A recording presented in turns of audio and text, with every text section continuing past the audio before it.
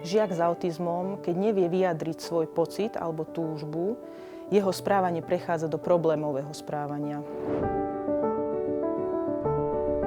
Náš projekt je zameraný najmä na rozvíjanie komunikačných schopností našich žiakov.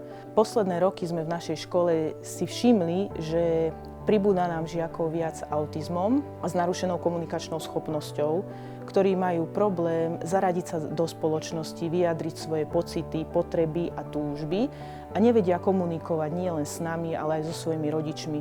Čiže majú nejakú bariéru komunikačnú, čo my sme im vlastne chceli pomôcť prekonať túto bariéru.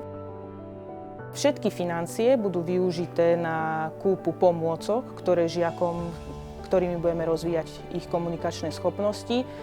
Hlavným cieľom a dôvodom bolo, aby sme vedeli pomôcť nielen našim žiakom, ale aj rodičom s tým, aby sme vedeli začleniť ich deti do spoločnosti, teda ich integrovať, a aby vedeli žiť a rozvíjať sa v bežnej spoločnosti a vedeli napríklad sa hrať s rovesníkmi, vedeli vyjadriť, čo potrebujú a aby rozumeli, čo aj my od nich chceme.